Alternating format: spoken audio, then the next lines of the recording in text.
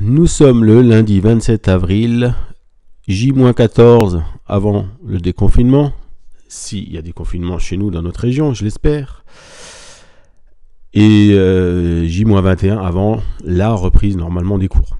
Enfin, on en saura plus bientôt, j'espère. Alors je vous propose pendant ces quelques semaines de revenir un petit peu depuis le début, déjà sur les bases, le cours. Alors je vous ai prévu des QCM, des vrais ou faux, et ensuite de façon qu'on puisse, pas vendredi là puisque c'est férié, mais vendredi d'après commencer les exos que vous aurez en évaluation sur la physique et les maths.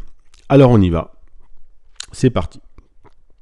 Le QCM 72, si un angle géométrique mesure 105 degrés, alors sa mesure en radian est 7 pi sur 12.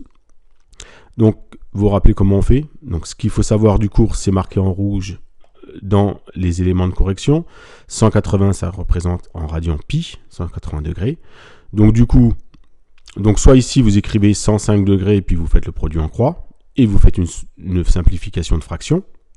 Oh, si ça vous intéresse pas, ici vous écrivez 7 pi sur 12 et 7 pi sur 12 et vous faites le produit en croix de façon que vous ayez un calcul bien plus facile. 7 pi sur 12 fois 180 divisé par pi, parce que pi il se simplifie. Donc vous faites 7 fois 180 divisé par 12, vous vous rappelez, vous prenez votre calculette et puis voyez si oui ou non vous avez 105 degrés. Attention, cette QCM, c'est marqué dans l'énoncé, c'est avec justification, justifié. Donc voilà pour, je ne vous donne pas la réponse, mais la méthode. Donc le deuxième, c'est la même chose, mais avec 2 pi sur 9, donc à la place de 7 pi sur 12, vous écrivez 2 pi sur 9, et vous refaites le produit en croix, prenez votre calculatrice, et vous voyez si vous avez 38 degrés. Passons au 74-75. Alors, ce sont des mesures d'un même angle orienté. Donc, vous savez que un tour, c'est 2 pi. J'espère que vous vous rappelez. Oui. Donc, on prend moins 3 pi sur 5. On rajoute un tour. Et on va regarder si on obtient 27 pi sur 5. Donc, quand je rajoute un tour, c'est 2 pi. Il faut le mettre sur 5. Donc, vous vous rappelez, on multiplie par 5 en haut. C'est juste une addition de fractions, ça donne moins 3 pi sur 5 plus 10 pi sur 5, 7 pi sur 5. On n'a pas 27 pi sur 5, mais on va refaire un tour de plus. Donc on va rajouter 10 pi sur 5. Et on va refaire un tour de plus. Est-ce qu'on obtient 27 pi sur 5? À vous de me le dire. 75, moins 8 pi sur 7 est la mesure principale d'un angle orienté ayant pour mesure 20 pi sur 7. Donc vous vous rappelez, le cours, la mesure principale, c'est une mesure comprise entre moins pi et pi. Moins pi, on peut écrire aussi moins 1 pi, d'accord, et puis 1 pi. Donc en fait, il faut que le nombre qui est devant le pi soit compris entre moins 1 et 1. Donc là, on arrive à un exercice de cinquième.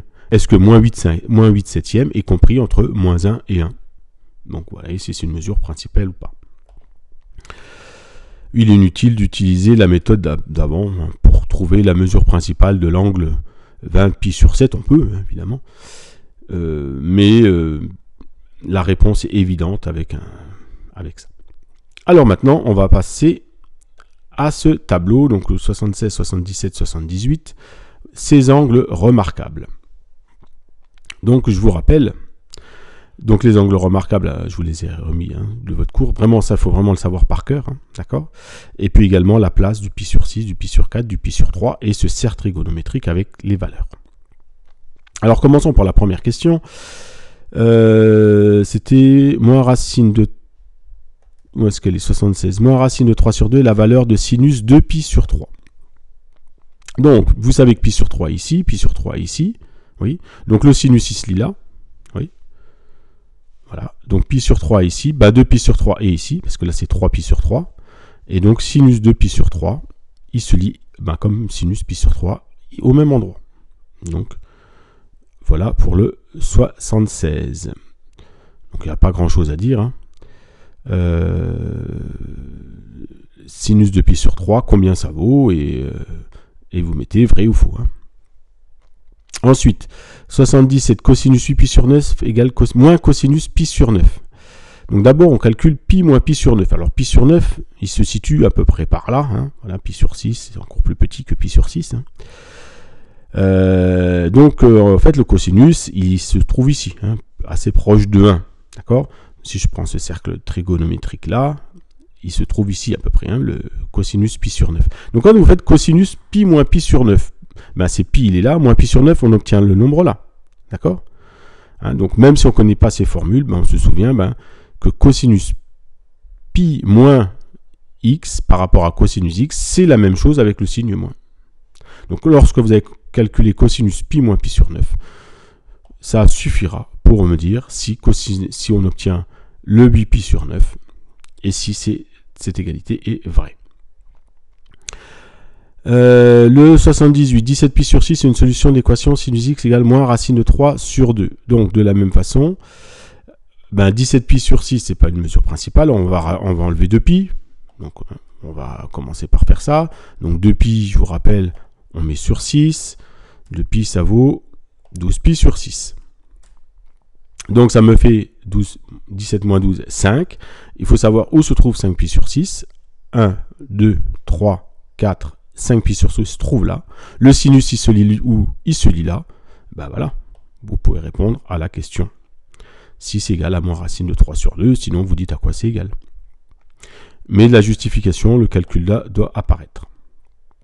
On termine avec le plus dur, le 79.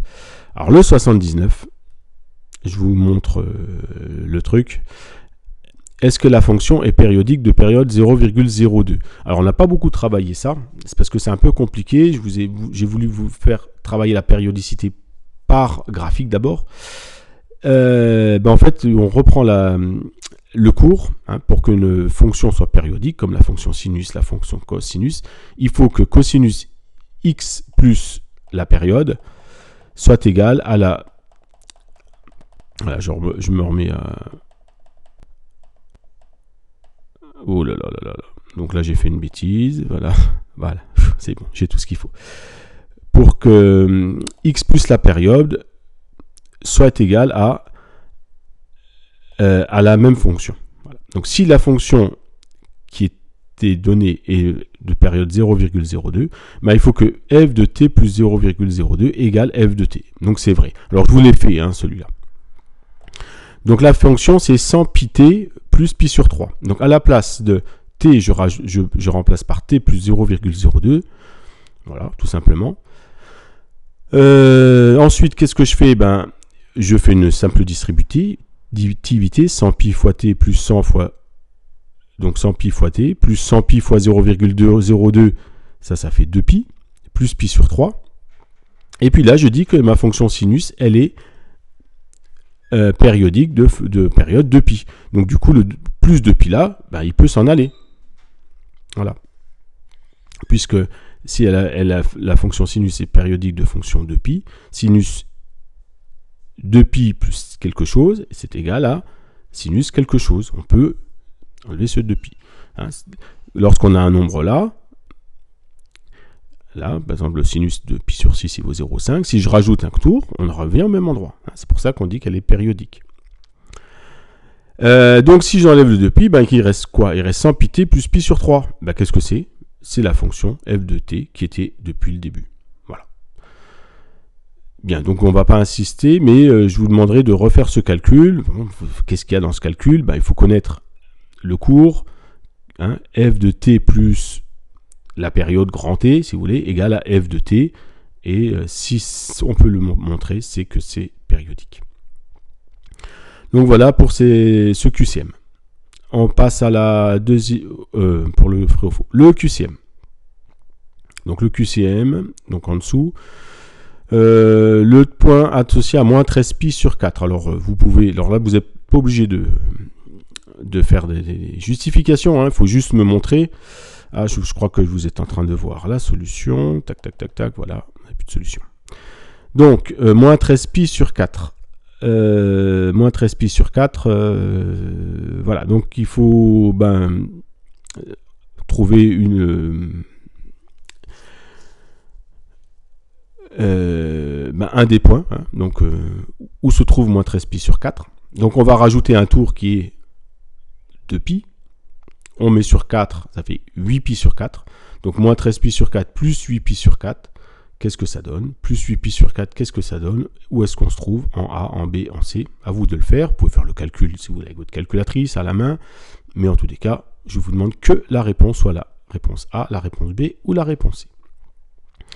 Mesure principale, donc je vous rappelle, la mesure principale c'est entre moins pi et pi, donc il faut enlever plusieurs tours. Donc un tour c'est 2 pi, si je mets sur 3 ça fait 6 pi sur 3, donc on enlève 6 pi sur 3, alors vous voyez ça fait que 140. Donc soit on enlève 6 pi sur 3, 6 pi sur 3, etc.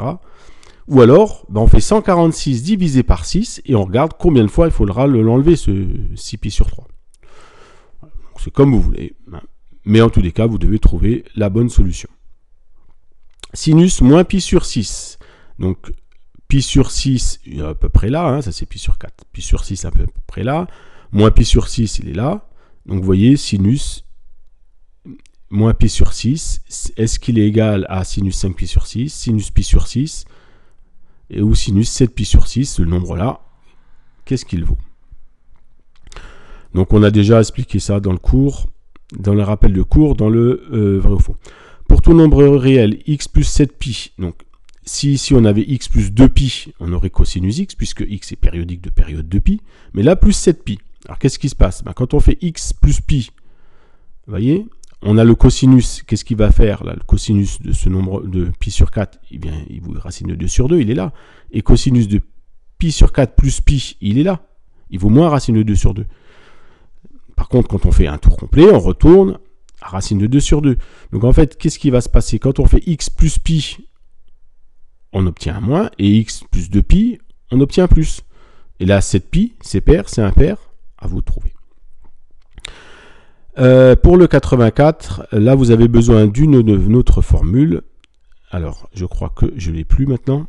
Voilà, je vais la mettre. Donc, on a besoin d'une formule du cours qui est cos carré x, alors cos carré x, plus sinus carré x égale 1. Donc ça, c'est une formule qu'il faut connaître, qu'on va utiliser dans ce cas-là. Si le cosinus x égale 0,8, ben à la place de cosinus carré, j'écris 0,8 au carré. Et puis on n'a plus qu'une équation à résoudre. Vous n'êtes pas obligé de le rédiger. Donc on calcule 0,8 au carré, on passe de l'autre côté, on fait la racine, et puis vous me donnez juste la réponse A, la réponse B ou la réponse C. Et puis pour le dernier, moins racine de 2 sur 2, donc je vous rappelle, c'était pi sur 4, au niveau du pi sur 4, on a racine de 2 sur 2, racine de 2 sur 2. Donc sinus égale moins racine de 2, c'est là, à l'opposé, c'est ici. Donc quelles sont les solutions? C'est le point A, le point C. Quelles sont les valeurs? Voilà. Donc voilà les bases à savoir au niveau de la trigonométrie et de la fonction cosinus, sinus. Avant de passer à la suite. Bon courage à vous et la semaine prochaine, donc du coup, puisque on voit la deuxième partie des révisions la semaine prochaine, avant de faire vendredi de la semaine encore d'après un premier exercice, des exercices maintenant de physique avec application, dès que toutes les bases seront bien acquises. Bonne journée, bonne rentrée et à bientôt.